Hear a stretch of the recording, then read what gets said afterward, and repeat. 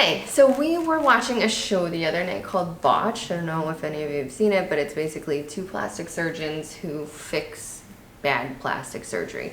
And so we're Mostly noses and boobs. some asses. But so we're chatting about that and just kind of asked the question, is plastic surgery just a Band-Aid for self-confidence? Yeah, like does it really fix the self-image? Right. You know, if you have a self-image issue, I mean, I've never had any plastic surgery, so I have.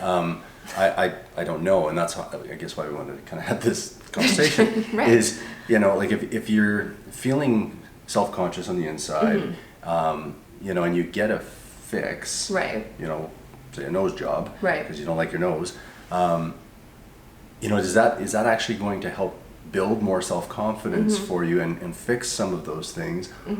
Or is there still underlying self-confidence issues? Like Is it like the superficial... Is it like the phantom limb syndrome where like you get your nose fixed, but in your mind you still have the original nose? Yeah, like I don't know.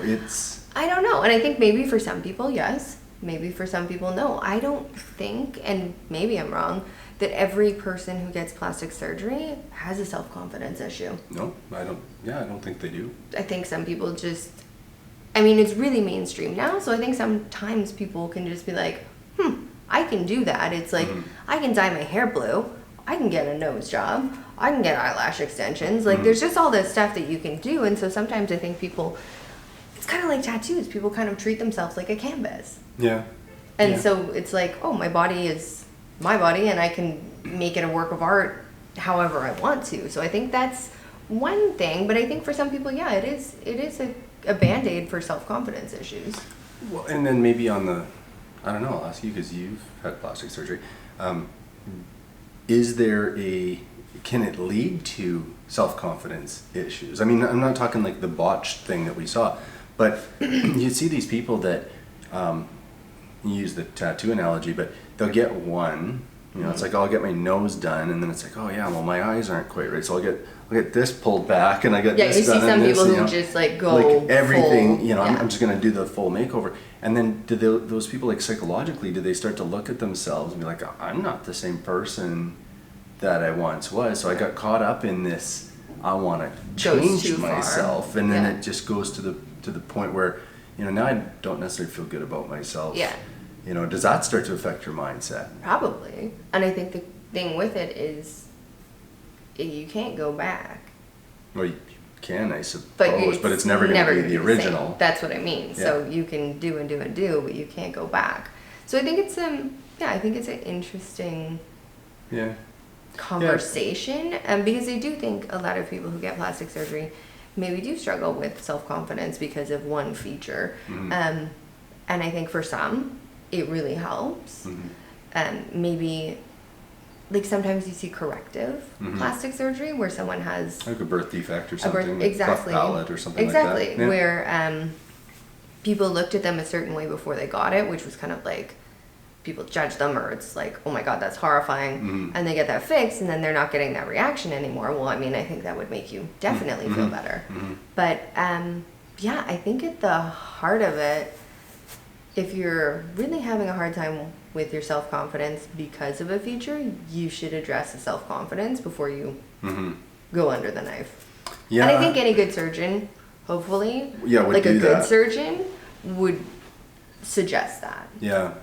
Because like you said, you can't go back. That's a major commitment. It is kind of the same as tattoos. I mean, not to insult anybody. I mean, it's not the same, obviously, but similar in the sense that, you know, you can get a tattoo removed, but it's extremely painful. Well, and it doesn't look like your original skin. No, and you know, and it's, or you can get it covered with a different tattoo or whatever. Right. But you're making a commitment. It's like, I'm gonna have this for a long time, if not ever.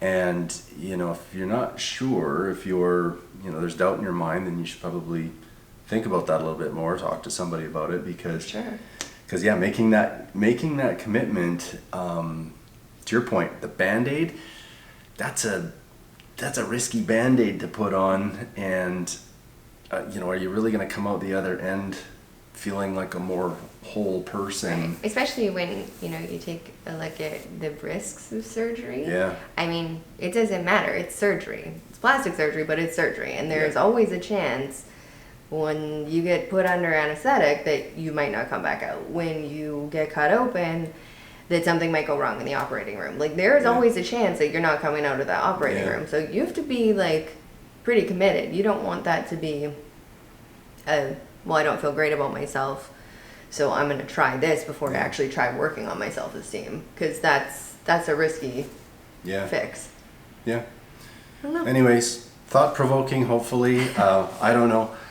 But we would welcome your thoughts about that. Yeah. Self-confidence, image issue. What is it? Cheers. Bye.